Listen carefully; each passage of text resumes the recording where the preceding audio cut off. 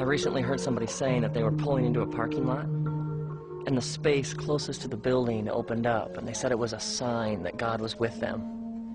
And then, probably about 2 weeks ago, I heard somebody talking about two people who'd been sick, and the one of them had been healed. And they were talking enthusiastically about how God had intervened to heal the one person. And the whole time I'm thinking, yeah, but what about the other person? I mean, they didn't get healed. Where was God? Why didn't God intervene with them? And then, it was last night. Just last night, I heard somebody say that they had been in a store and they'd seen something they really wanted and it was on sale. And they said, this just shows how good God is. If God can help people find things on sale, then why doesn't God spend time doing things that seem more important, like earthquakes or famines or sickness? When you think about God, when you hear the word God, what images come to mind? Like this old man with a long white beard, and he's behind a curtain and he's working these levers. He's healing some, and then he's finding parking spaces for others. See, for many people, their concept of God is built around a God who's outside of everything, a God who essentially is somewhere else, a God who made the world but then stands back and like watches it from this other vantage point, a God who's there and then from time to time comes here. The problem with this concept of God is you end up having to even prove that this God even exists. And so what happens is we start with real life, we start with existence, this, what we all agree actually exists, and then people end up arguing and debating and discussing whether there's a God somewhere else who has something to do with this. But the writers of the Bible seem far less interested in proving whether God exists, and far more interested in talking about what God is like. Like in the book of Exodus, a man named Moses wants to know God's name, and God responds, I am. And then later God reminds Moses that when Moses heard God's voice, he saw no shape or form. I mean, God is beyond anything our minds can comprehend. What's it mean to have a personal relationship with this kind of God? I mean, that's like hard to get your mind around. I mean, I believe that God listens and God cares and God's involved. But I find the whole relationship idea hard to comprehend. And then loving this kind of God, what does that look like? What does it mean? And how do you do it? When I think of God, I hear a song. It's a song that moves me. It has a melody and it has a groove. It has a certain rhythm. And people have heard this song for thousands and thousands of years across continents and cultures and time periods. People have heard the song and they've found it captivating. And they've wanted to hear more. Now, there have always been people who say there is no song and who deny the music. But the song keeps playing. And so, Jesus came to show us how to live in tune with the song. Like that he's the way and the truth and the life. This isn't a statement about one religion being better than all the other religions. I mean, the last thing Jesus came to do was start a new religion.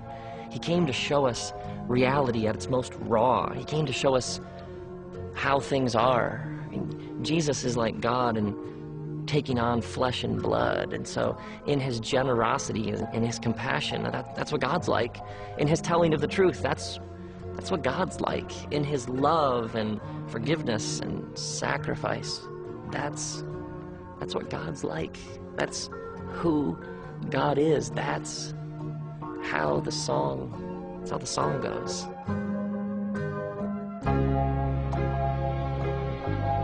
And the song is playing all around us all the time. The song is playing everywhere. It's written on our hearts, and everybody is playing the song. See, the question isn't whether or not you're playing a song. The question is, are you in tune? Like it's written in the book of Acts. It says that God gives us life and breath and everything else. God is generous. So when I'm like selfish and stingy and I refuse to give, I'm essentially out of tune with the song. Later, in one of John's letters, he says that God is love.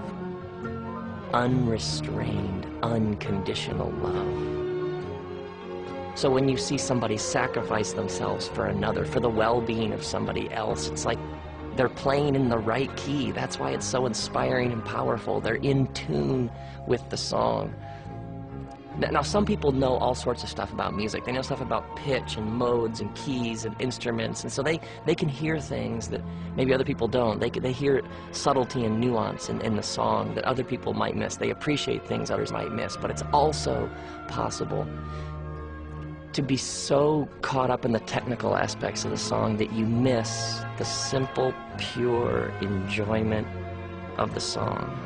And there are people who talk as if they know everything about being a Christian, and yet they can seem way out of tune.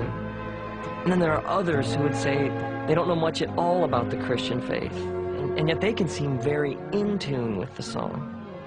And I've met lots of people who struggle with what it means to have a relationship with God, but they haven't lost faith and love and hope, and truth and compassion and justice and generosity. I mean, maybe you have this sense like you have no sort of relationship with God because of all these things, these ideas you have about what that means, all these things that you've been told about what it is or what it isn't. And an infinite, massive, kind of invisible God, that's hard to get our minds around. But truth, love, grace, mercy, justice, compassion, the way that Jesus lived, I can see that.